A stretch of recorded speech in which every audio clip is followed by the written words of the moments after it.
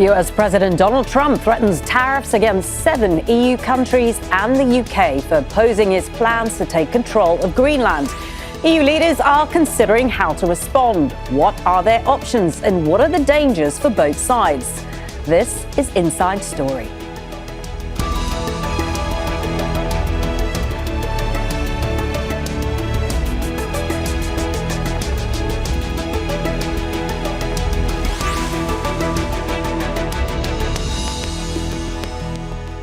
Hello, welcome to the programme. I'm Maleen, Saeed. Now, it's never easy to predict what US President Donald Trump will do next. But when a handful of European countries sent a small number of troops to Greenland last week, they were unlikely to expect such a furious response. New additional tariffs against the 6 EU nations involved and the United Kingdom, which sent 1 soldier just months after they'd agreed deals on trade levies. Now, central to the dispute is Trump's demand that the US takes over Greenland, a claim that is rejected by EU nations and the United Kingdom. But sending just a few soldiers to the Danish territory brings the risk of a trade war closer. EU leaders meet later this week to decide how to respond. So, what kind of measures can Europe take, and will they have any impact on Trump? What are the risks of a full-blown trade war? And if this dispute worsens, what might it mean for the global economy? We'll discuss all this with our guest shortly, but first, this report from Alexandra Byers. US President Donald Trump is intensifying his push to take control of Greenland, refusing to rule out military action, while also threatening a trade war with Europe. We have to have it. They have to have this done. They can't protect it. Denmark, they're wonderful people. And I know the leaders are very good people, but they don't even go there. Trump has pledged a series of tariffs on Denmark, the UK, and 6 other European allies who oppose his goal of acquiring the self-governing island. He insists the US needs it for national security reasons. But the Danish Prime Minister says Europe will not be blackmailed. EU leaders are holding an emergency summit on Thursday, deliberating whether to hit back with their own measures. One option is a package of tariffs on $108 billion of US imports that could come into effect on February the 6th. But there's also the so-called trade bazooka, the anti-coercion instrument, the most powerful tool the EU has. It's never been used before, and it could freeze American businesses out of the single market, the world's biggest trader of goods and services. We consider the people of the United States not just our allies, but our friends. And plunging us into a downward spiral would only aid the very adversaries we are both so committed to keeping out of the strategic landscape. So our response will be unflinching, united, and proportional. But getting the bloc to agree on extreme measures will be difficult. Germany says Europe must stand its ground, but a trade war is not the way forward. The UK, which is not an EU member, is calling for calm discussion. The use of tariffs against allies is completely wrong. It is not the right way to resolve differences within an alliance. Nor is it helpful to frame efforts to strengthen Greenland's security as a justification for economic pressure. For its part, the US doesn't seem concerned. You do not believe that the EU or the UK have any retaliatory financial instruments or measures in their bag that the United States should be worried about? No. Besant and President Trump are attending the World Economic Forum in Davos this week. European leaders are also there and pushing for further talks on Greenland, with hopes that, surrounded by Switzerland's famed neutrality, there's a chance for de-escalation. Alexandra Byers, Al Jazeera for Inside Story.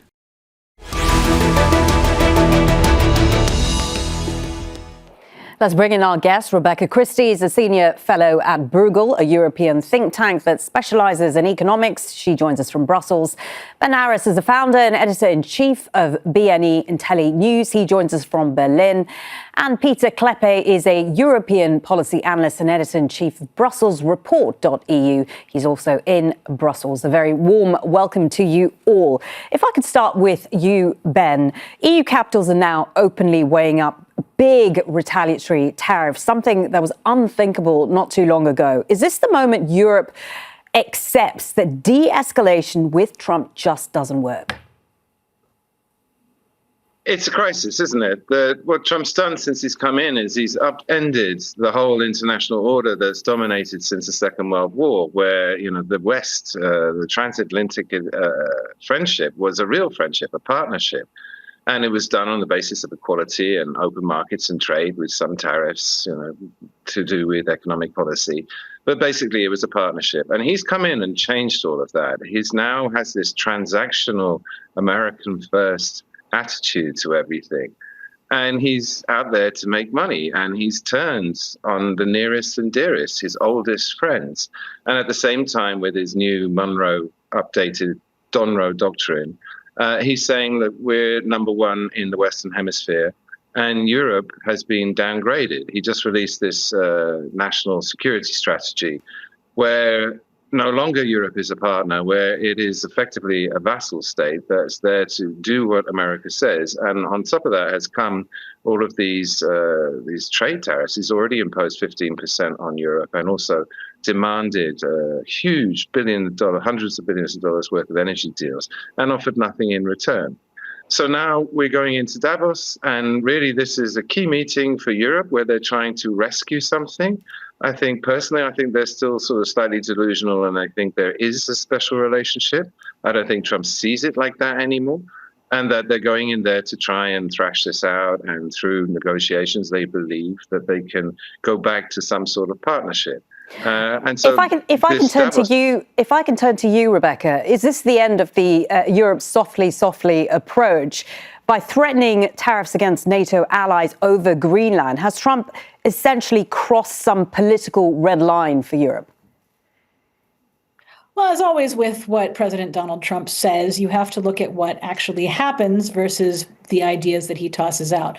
While he has done a number of things during his tenure, he's also talked about a lot of things that haven't happened.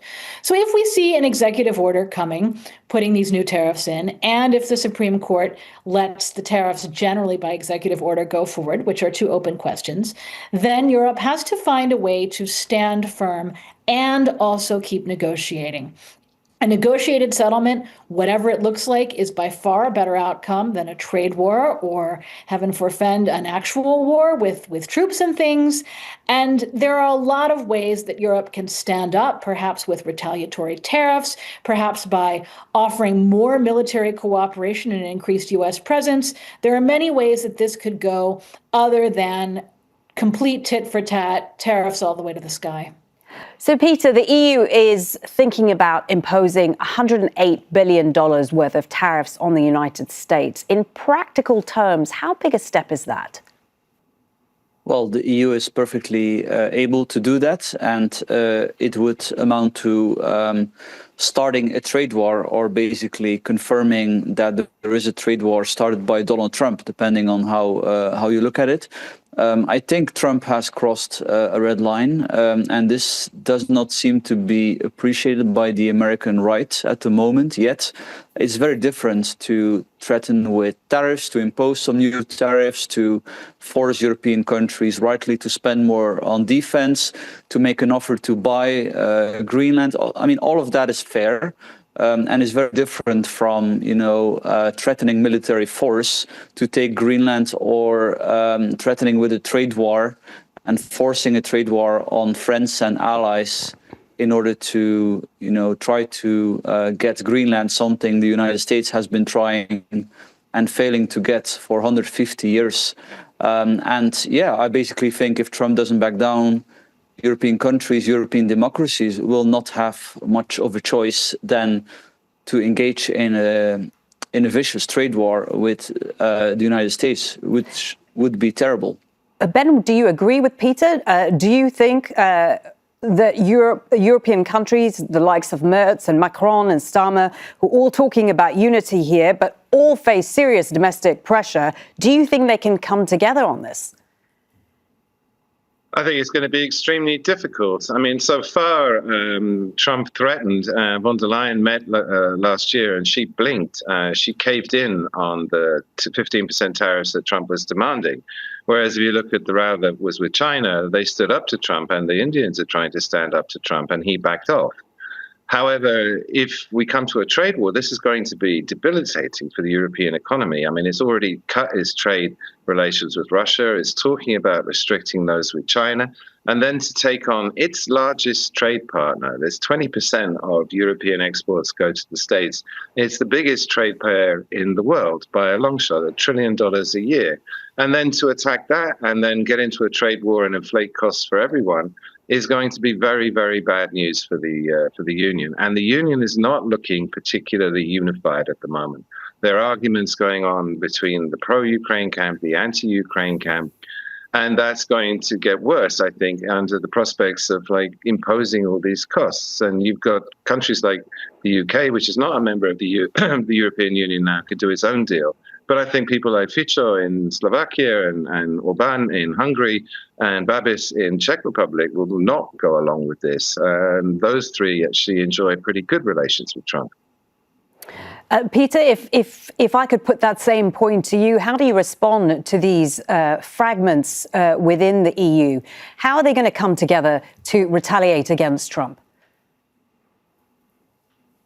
Well, I do think if Trump would not back down, you will see that discussion in the open. Indeed, the divides between East and West, between North and South.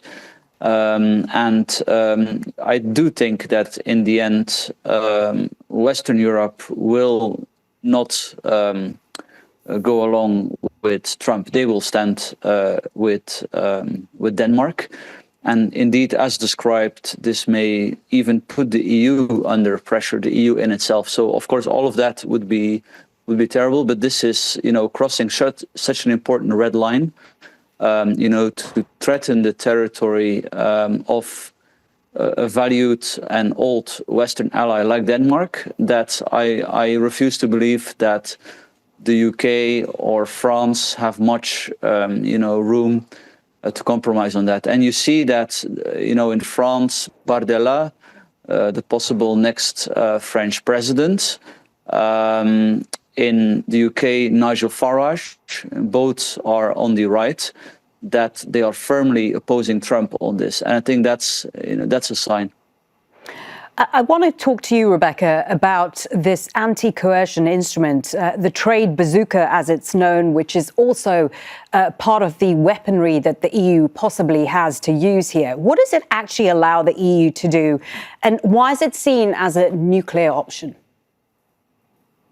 The anti-coercion instrument has the potential to be a very, very powerful tool. It's never been used. One of the things that makes it hard to predict is there are many different ways it could come out. Essentially, once you trigger that, then you have to decide what are the specific measures and the specific things you could do. So that could be anything from denying visas to putting up non-tariff barriers, perhaps barriers in the services section or other things like that. One thing that often comes up a lot is technology companies, what to do around them.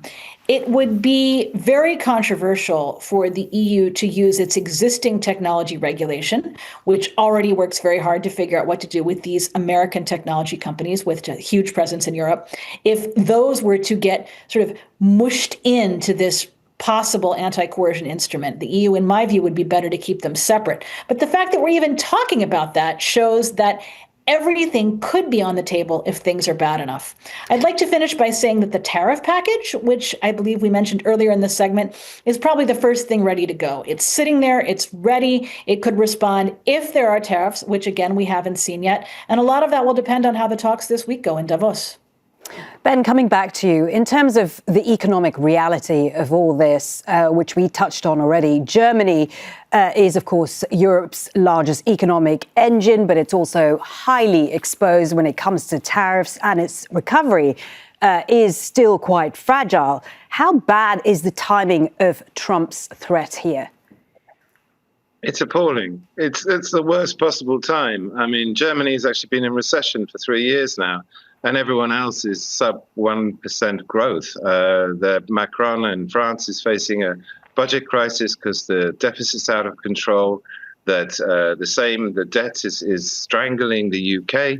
And then to get into a debilitating trade war, which would just add to the costs, slow the growth, kill investment at this time is a really, really bad idea. And the economic realities of it, I mean, my colleagues mentioned the rise of the right. I mean, this is already the problems, the austerity that's being imposed is already playing into the hands of the far right parties in the UK, in France, in Germany, all of which are expected to at least not maybe take power, but be the biggest parties in the next round of elections. And then to get into this trade war and make things even worse is political suicide for the ruling fractions in the big countries in Europe. So it couldn't come at a worse time. They really, I mean, this is going to be a big incentive for them not to start a trade war. Peter, how do you respond to that? Well, all of that is absolutely correct. But again, as I made clear, the stakes here are so high that I do think that Macron and Merz, if Trump doesn't back down, that they will be forced to stand their ground on this. Now, the good thing is that Trump has been backing down a lot on many issues over the last year. I mean, that is actually quite good. He says he loves tariffs, but that actually in practice, it's not all that bad. He even managed to get on NATO to wake up European democracies to spend more on defense. But yeah, this is just like his, sort of nagging about Canada. Is something completely unwelcome. Macron, in a private message, told Trump that he really doesn't understand what his goal is, and I think that is the genuine belief of Western European leaders. They don't see what Trump is on about. If you look at opinion polls in the United States, almost 90% of Americans are opposed to the US using its army to take Greenland by force. The midterms are not that far away anymore. So, I mean, for me, the base scenario is that Trump basically backs down on all of this. And yeah, the question is, what is the best approach to get him to actually do that? If I could put that point to you, Rebecca, do you think Peter's right and America and Trump is going to back down? Because we often focus on Europe's vulnerabilities, but the US is also exposed here. American companies rely heavily on in certain sectors, particularly when it comes to tech and services. You mentioned those. Will Trump back down? Looking at the U.S. domestic situation, there is a sense on the ground that Trump is using Greenland to distract from the ongoing Jeffrey Epstein scandal, from what is happening in Minnesota, from some of the very domestic crises that he is facing. The path forward is probably to find a way that, at least on paper, can be somewhat plausibly described as a win-win situation. What this means is that Trump may get some sort of token concession, that the EU will have to swallow hard and accept some losing of face in the hopes of preserving economic ties and security assistance and intelligence sharing with regard to Ukraine, which, as far as I know, continues and is a very important consideration. Ben, what is a smart play here for Europe? Some at Davos have been saying that Europe should stay calm, they should buy time. Is patience really the smartest option right now? It's just classic diplomacy, isn't it? And also, I think, to add to what Rebecca just said, I mean, another aspect to this is, to what extent is Trump serious about this? I mean, he's quoted security concerns that China and Russia are going to take over Greenland, and that would be a security threat, which is nonsense. China said yesterday that he should stop coming up with these fake China threats. What at root of Trump, as we said before, that this new order that he's proposing is all about money transactions. And what he's actually interested in, given there is no security threat, it's invented, is things like minerals. And Greenland is home to a lot of minerals that are not touched. And I think that these tariffs, as again our colleagues have said, that he was chickens out, taco, whenever he comes up with these tariffs, and they're a negotiating position. So I think there is a solution to come out of this. Is if some sort of mineral deals are done, like in every single one of his peace deals recently, starting with Ukraine, has focused on some sort of mineral deal because he's well aware of he's over the barrel with the dependency on China. So you could see some sort of deal being thrashed out where those resources are opened up to the states, American companies are let in. And I think he would accept that. Because, again, going in there militarily and actually annexing it makes him look exactly like Putin in Ukraine. And this is unacceptable, particularly with the midterms coming up. But Europe's got to get there, and they've got to find a formula that he's going to buy. Rebecca, if we could go back to that anti-coercion instrument, how powerful is it? Could it actually force Trump to back down? Or do you think it would just escalate things if that's what it came down to? Any move to activate it would be an escalation. And then once the EU decided to do it, the question is, what do you do and how fast do you do it?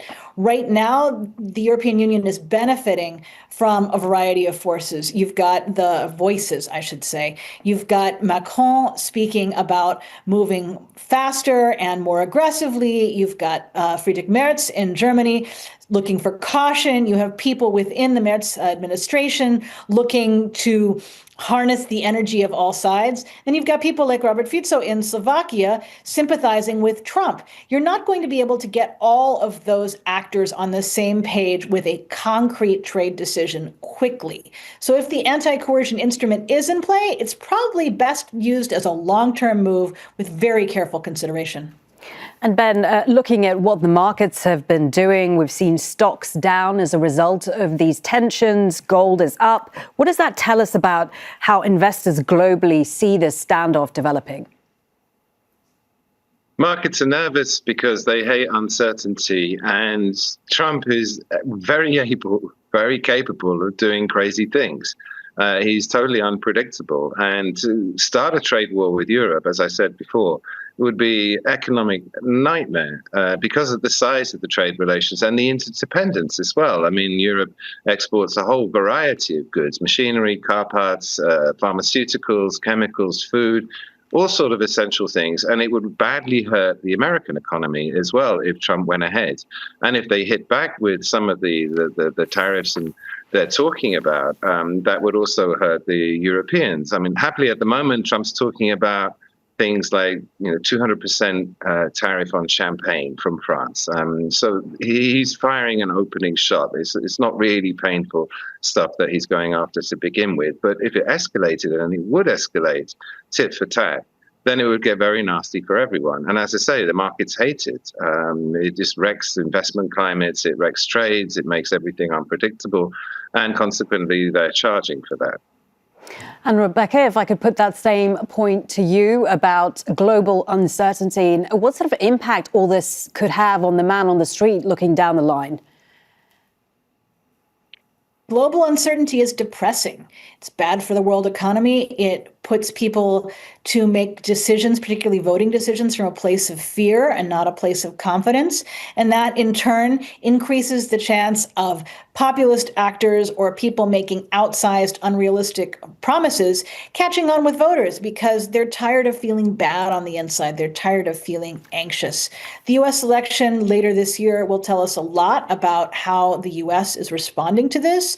There is so much frustration right now, but it's not at all clear what the action will be in response to that. And Pieter, bottom line, after everything we've heard at Davos and from our guests today, can Europe afford not to push back this time, even given the economic risks? No, they cannot. I think they have to be honest, saying, look, this is a red line. Sorry, we want to remain friends. We absolutely have to avoid this escalating into a trade war for many reasons. Also, the role of the United States in supporting Ukraine. But yeah, at the end of the day, European countries have to be honest with Trump, with our American friends, and saying that this is unacceptable, and the fact that European countries are sort of divided on how to respond, they may use to their advantage. The fact that you could have countries sort of serving as the bad cop and others as the good cop in any negotiation, that could come in handy. But at the end of the day, I do think, given Trump's track record, there's actually a high degree of success that this can be sorted. And same point to you, Ben. What does Europe do now? It goes into Davos, it talks to the Trump team, and it tries to do what it does best, which is compromised, negotiated solution. As I said before, I think getting into a trade war for Europe is an absolute nightmare for the leaders in Europe. They really don't need this. But, as Pieter was saying, that, it's for Trump to militarily take over Greenland. I mean, that breaks everything. I mean, there are no rules anymore. That's the end of NATO. That's the end of the international order. We return to the 19th century of mercantile imperialistic power. And I don't think anybody wants to go there too. But if Trump does go ahead with that, I agree with Pierre on this point that they don't have a choice. You cannot accept that. Okay, thank you so much to all our guests. Fascinating to talk to Rebecca Christie, Ben Aris and Pieter Cleppe. And thank you too for watching. You can see the programme again anytime by visiting our website, aljazeera.com. And for further discussion, go to our Facebook page. That's facebook.com/AJ Inside Story. You can also join the conversation on X. Our handle is AJ Inside Story. From me, Maleen, Saeed, and the whole team here, bye for now.